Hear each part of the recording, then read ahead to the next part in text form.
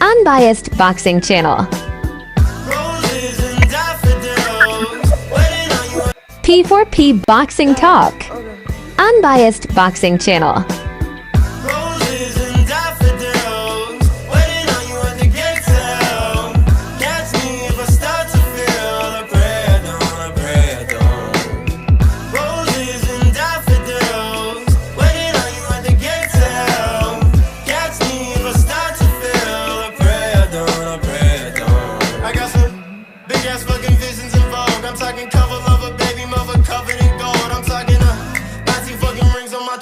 I got ice and different income that nobody can see.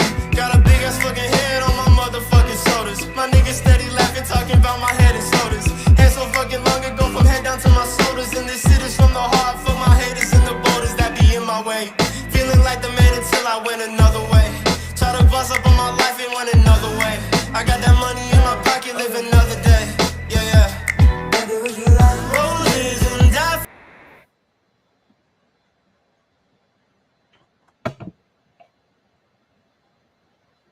Welcome back. It's your man Pound for Pound Boxing Talk, where the talk is the realest. Hit that like, hit that subscribe. It's the realest on the tube. You already know what to do. Hit that notification bell so you know when I'm live. Like and subscribe. We don't do no crying on this side. This that real boxing talk, alright? We won't be over here doing all that bitch ass crying because somebody ain't praising your favorite fighter and you feel like this one better than that one and you want this one to get credit and all that other shit, man. Shut that shit up, man. We talking about the fights coming up, what's going on, who's doing what, and what's relevant right now in my favorite sport. So you already know, I dropped the link in the chat early in case some of the family want to come up or in case any of y'all just want to come up and start crying. That's good. I take that content. But anyway, y'all see the title, man. I don't think I'm going to be on here for too long because I got some food on the way. I've been fasting for a minute. I've been doing my thing. I'm about to go on this 3-day fast too. So I got some food on the way. We ain't going to be here forever, but definitely just want to touch on this because it's relevant right now. So Tank Davis, y'all already know he fighting Jake Paul. You know, a lot of people happy about it. You know, a lot of people going to tune in and watch. Millions of people going to tune in and watch. But, you know, there's a few people on the internet, you know, some Twitter fans and stuff that's upset and all this stuff. Even some boxers coming out saying, oh, you know, I wouldn't do this. And he's losing my respect and all this shit. But these the same motherfuckers that'll, if they was offered this Jake Paul fight, they would have took it in a heartbeat. You know, especially when you're talking about millions and millions and millions of dollars. 10x, 100x what they getting paid already. You feel what I'm saying? So, you know how that is, though. A lot of people just be talking, people just be hating, but if they in a position, they gonna do what they telling you not to do. You know how that shit go. But anyways, Tank too small. Personally, I don't think he's too small. I think he's very small compared to Jake Paul, but I don't think he's too small. I think that his skill is just he's gonna be able to get past that jab, get inside. And Jake's so big. I mean, Tank, you know, even though they got them 12-ounce gloves or whatever, he can just pinpoint them ribs, man, pinpoint that liver shot. In order, he don't gotta go head hunt. He can work that body all day, around the hips, all of that. You feel what I'm saying? And Jake real big, you know, if he get on the inside of him, it's like open season. But at the same token, if Jake, you know, if he got a real disciplined jab, if he working on 15-round shape, which I doubt it because he always look like he gas out. But if he in 15-round shape, he got a real disciplined jab, strong right hand, we already know that. He keep Tank at bay, you know, keep everything long like Bud was doing with Canelo. Like, you don't got to commit to every shot, but keep them shots long. Keep them shots long. Even if you missing, you know, you still out of range for a little Tank to come in. So is Tank too small? I don't think so. I think his skill is going to be good enough. Will he get a knockout? If they got 12-ounce gloves, I doubt it. You know, just because there's so much padding and Jake is like so much higher than him, he'll have to like reach up or time him real good to really, you know, put him out. But if he got 8 ounces, you know what I mean? then it's like a good chance. But like I said, his best bet I think is the body, rip him to the body. But who knows? You know, Tank been boxing since he was 7. You know, the only reason why I'm giving Jake any kind of leeway is because he's taller. You feel what I'm saying? He's like 60 pounds heavier. You feel me? So, no, I think Tank, even if Tank go in there and outscore him, I think it would be. I think it'll be easy. He just gotta stay tight. Cause do Jake Paul got a chance of winning? Absolutely, it's boxing. He got a heavy right hand. You know, he's heavy handed. All you gotta do is time little Tank, boom, through the glove, side of the head, whatever. All it takes is 5 pounds of pressure. You feel what I'm saying? When you got somebody 60, a heavyweight, and they're throwing something hard that actually got. It's not like we talking about a heavyweight with pillow fish. You feel me? Jake push it out, whether he got skills or not. He push it out. So when you got somebody like that, that's what brings the interest. Because it'll be different if you're talking about a heavyweight that's just fucking that just got he not doing nothing. He not sleeping nobody. He just touching people up and that's it. You feel me? That's different when you got somebody laying shit down. You feel me? One punch, two punch, laying shit down. It draws that interest with that threat factor. You feel what I'm saying? Not to mention he's so much bigger at that. So now it's harder for Tank to get in. So again, I think it's an interesting fight. You know, I don't think it's gonna be on any of their records, or it might be. Or I heard that it might be. Yeah, I think it is gonna be on a record. So either way, whether if it's on a record or not, I'm gonna watch that shit for sure. I ain't like these people on the internet that just be talking, just hating, and just mad, acting like they not gonna watch it and all this other shit. Yeah, okay, nigga, miss me with that. Yo ass gonna be tuned in like everybody else, and it's on Netflix. Come on, bro. Feel what I'm saying? So that's my thing on that. Let me just check real quick, see where my food is at. And okay, cool. Yeah, we got some time. And Jaron Ennis, I heard this man, Tim Bradley, talking about Jaron Ennis versus Crawford, which I do agree that I don't think Boots beats Crawford, but he was just like he was kind of like downplaying him, like if he don't got no nuts, like if he don't got no dog or he's scared to take risks, which a lot of people. Well, I don't know. I'm not gonna say. I hate saying a lot of people when it's really just like a few motherfuckers on YouTube or like 7 people on Twitter. But some people think that Jaron Ennis has been ducking people and he's scared to test himself and things like that. And like I always say, everybody's entitled to their own opinion. But at the end of the day, whoever these names that y'all think that he's ducking, when the time comes for them to fight, I will gladly wager against any of y'all that Boots gonna get the W. Gladly. We can send the money to your favorite channel, whoever it is. My whole point of saying that is like people talk a whole bunch of this, a whole bunch of that. But when it really comes down to it, it's like, okay, you could say that they ducking this, or you really want them to fight this person, that's cool. I get that. Would I like to see Boots versus Crawford? Yes. Would I like to see Boots versus Virgil? Yes. But at the end of the day, this stuff is business. Like these people don't go in there, and Boots is not independent. He signed Eddie Hearn. So at the end of the day, he gotta do whatever Eddie Hearn agreed to. Eddie can ask him, what you want, whatever. But at the end of the day, it's up to who's putting up that bread, who's the manager, what the fighters agree to. You know what I mean? It's a few things that go into it. It's not just simple as, I want him, all right, let's do it. Or you feel me? They offered you this, like, all right, we just gonna take it. Yeah, I would love to see these fights, and for whatever reason, I'm not saying it's right or wrong. I don't know why Boots supposedly ain't take the Virgil fight or the Crawford fight, whatever. But whether even if he thought he wasn't ready or whatever the case is, all right, well, that's what you thought, my nigga. Like, cool. Okay, you feel like you're not ready, then you're not ready. Whatever it may be. Not saying that that's the case, but even if that is, my whole thing is, to me, that has nothing to do with his skill and nothing to do with the fact that you put him in there with champions or former champions. I got him cleaning up everybody besides Crawford. Really. I even think you put him in there with Canelo right now. I think Boots beats Canelo right now. I mean, the skills is just too much. Like it's on that level. Does he get hit a lot? I wouldn't say he get hits a lot. I would say that he get hit more than he usually get hit when he going in there trying to get the knockout. Boots is the type of dude that I feel like if you touch him and he feel almost like Tank, like if you hit him real hard and he feel like he could take that shit all day, he's gonna take your shots in order to land his. So to the viewer, to the hardcore boxing fan watching it, they'll be like, "Oh, his defense ain't that good. His defense ain't that good. Look, he got hit there. Look, he got hit there." But when you're not knowing the game plan or the psyche of the person, and you just looking surface level, you're not looking a little deeper, you wouldn't notice that, okay, his defense was really good until he got hit right there.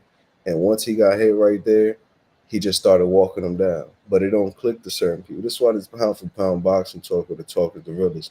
Niggas don't even think about shit like that. Like, oh, maybe he's getting hit more because he doesn't respect this dude's power. And yeah, it's not the smartest thing to do, but he's willing to take them shots in order to land his. To me, that's a testament to his chin. That's a testament to his fighting spirit. Now, would I rather see a fighter not get hit and still go in there and do it? Yeah, that's why I like the way Carmel Moon fights so much, because Carmel Moon gonna go in there and try to get your ass out of there, but he's not trying to get no punches on his face. And that's what I love that Floyd tell him, because he said that he told him that about I think it was his second or third fight, that he was getting hit too much. That was a good fight, but Floyd told him he was getting hit too much, and he really didn't get hit a lot really, but he took some clean shots. But Camel's the type of dude who go in there like a fucking ape, just like Pretty Boy Floyd used to do. Go in there and tear your ass up, 7, 8, 9, 10 shot combo. You feel what I'm saying? But at the same time, staying defensively responsible, throwing shots, ducking shots, throwing shots, slipping shots, throwing shots, like at the same time, like catching shit, bobbing and weaving, and still throwing. Like, it's just beautiful. So I feel like Boots doesn't do that. Boots' defense is great, but if he feel like you're not coming with no hot shit, he's gonna take your shots to get your ass up out of there. And I like that too. You feel what I'm saying? So that was just my little spiel about how, certain people look at shit and they think they know what they're looking at, but they really don't. And then you hear them talk about it, and you be like, as I say, a lot of these people mad surface level. When they talk about the belts, when they talk about the greats of the past, when they talk about fight skill, they just surface level. They don't. It's like they don't really have an eye for it. You know what I mean? But it's cool. From we all learn and we all watch and know what we looking at, the more and more we pay attention. Or if not, that's why y'all come here. So y'all get that gem and be like, damn, I didn't even think about that pound for pound official. Like, word. Like, I did see that. I did notice that. It's almost like if y'all go back and watch the Terrence Crawford versus Kavaliauskas. The more Kavaliauskas hit Bud, the more Bud stopped boxing and the shit turned into a fight, which was really after the third. It was picking up. Like, you could see, like, Bud was real defensive responsible and all this stuff. But after, like, the second and then the third, when he had got hit and hurt, got back up, ref called it a slip. From that point on, the shit was a fight. Go back and watch that and you'll see what I'm saying. Bud didn't care about being super defensive. Yeah, he was still defensively responsible, but his whole focus changed to, motherfucker, I'm about to get you up out of here now. You hurt me, I gotta get that back and get you out. Same thing like Gamboa. He got a little cocky, put his hands down, boom, got caught, got hurt. After that, it was the same round, got his ass up out of there. When Kavaliauskas hurt him, you've seen the first 2 rounds totally change after the third. The niggas started fighting. Even Bomac said, "No, oh, how do you feel about his performance? Do you think no, he's in his groove now? He's doing what he wanted to do. He's just fighting." You feel what I'm saying? He's trying to get him up out of here. You feel what I'm saying? And that's exactly what it was. Everything he was throwing was a bomb to take off Kavaliauskas. Said Kavaliauskas was fighting back, but Bud just broke him. But yeah, man, that's just a little couple gems for y'all. It's pound for pound boxing talk with the talkers and realest. Hit that like and subscribe and hit that notification bell so you know when I'm live. And the link is always in the chat. You feel me? But I got it up there. Is JARON in his next up? Hell yeah. I think JARON after Bud, all it is with Boots is the opportunities. And if he feel or him and his team feel those opportunities are good enough. Because to me, a Virgil fight would have been great. A Bud fight, I don't know if that would have been great. It would have been great on his resume. and it would have been a good fight, but maybe he would have got real hurt, take that loss. Either way, it's a good fight. I don't give a fuck. Feel what I'm saying? I want to see it. But the Virgil fight would have been good. Tio, I heard something about Tio. That would have been an easy watch. They saying Devin talking about fighting. Oh my goodness, that's an easy watch. He go in there and break up Devin. Feel what I'm saying? But for whatever reason, I don't know, their business or whatever, those fights ain't get made. But he does have a fight with Lima, and I'm definitely interested in watching that and seeing him get tested again and seeing how he respond. See, a lot of y'all be discrediting these fighters because y'all don't know their names. But you never know a fighter's name until they show you who they are. You feel what I'm saying? Case in point, everybody's a nobody until they start building their name up. Until they start building their name up. Some people get clipped early. Lima could be really fucking good. You feel what I'm saying? But after he took one loss, two loss, if Boots go in there and break him up, you'll never know. But people discredit people like Lima. But Lima's the type of person that could go in there and give Boots his toughest fight. You feel what I'm saying? And the next person Boots fight that y'all be like, oh yeah, this is 50-50. Yeah, him and Virgil do that. He go in there and wash him up. Same thing like Bud. This is why I don't be listening to y'all when y'all be talking, because everything that y'all say don't make sense. It sounds like you sound smart to a dumb person who don't know boxing. But all of this shit is the same shit y'all been saying about Bud. Like, oh, he's scared of this person. He ain't fight nobody and all this shit. Then he get in there with Spence and clean his clock. Retire Spence. He initially retired Spence. The nigga said he was going to do a rematch and everything. Never happened. And I like Errol Spence, but this is just what y'all be saying. These people scared of this person, or this person's a 50-50 fight. He need to fight him, need to fight him, need to fight him. Why he fighting Avastesian? Why he fighting Kavalaska Wolves? Whatever the hell. And then he ended up going in there, and all of those fights they were saying was nobody ended up being a harder fight than it was with Spence. You know what I'm saying? Like, you can't discredit no fighter. You can't discredit these fighters. To me, all of these fights is a test. All of them is a test. Especially when it's a different style. I love watching fighters, even if I don't know that fighter particularly. If I see their style and they bring a different style to the table, to me, I like that for that fighter because it gives them a different look and it gives them more experience. You feel what I'm saying? So again, Boots to me is next up.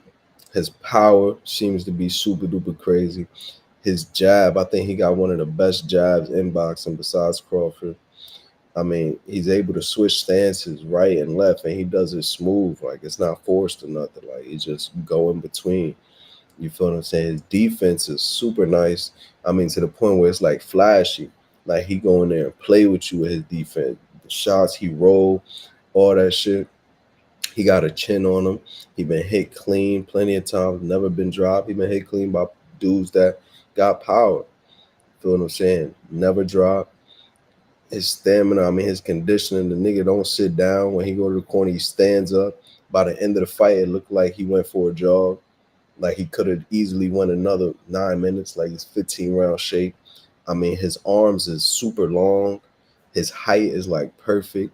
I think he's, like, 5'10". He's just all around, like, you couldn't make him, like, the only way to make him better if this was a video game is to make him taller. Like, the nigga has everything.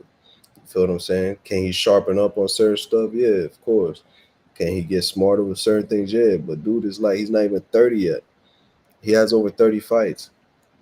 He's a champion. He's a unified champion. He's just, I mean, he's on his first division. He's about to have his fight at his second division.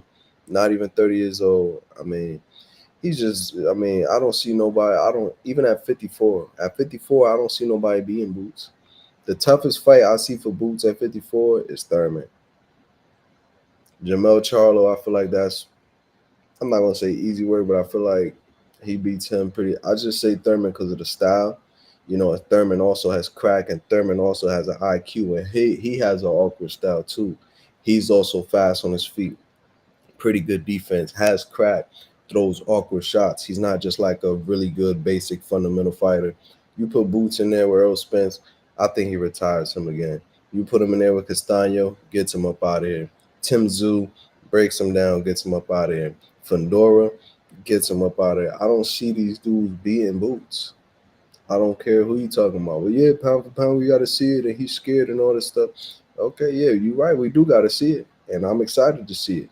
But when that day comes, until that day comes, I'm gonna keep on watching and keep on seeing him do what he got to do with these different dudes. You feel what I'm saying? It's not like he going in there with dudes that's just straight trash. He's going in there with dudes that fight. I mean, his last fight was against Stanionis. People were brushing that went off when Stanionis was Stanionis. He's one of the ones at 47. Yeah, gritty inside fight. He's gonna bang away, sue a lot of punches. He made the man quit on the stool, but essentially with a jab after like what was that, 4 rounds or 6 rounds? One of them. He was busting them up with the jab all day. Yeah, he threw some hooks, uppercuts, right hands, left hands, whatever. But his jab was just busting him, body shot, jab, and then he just quit on the stool. Took the fight out of that man. You know what I'm saying? But y'all can look over it if y'all want. I mean, again, time will tell. Who knows? God forbid, Boo start drinking and fall off or whatever, or he get hit with a good shot and never the same. But at this point in time, I don't see none of these guys beating Boots besides Crawford. Not even Canelo. You put Boots in, they announced Canelo versus Boots tomorrow. I'm putting all the money on Jaron Boots Ennis.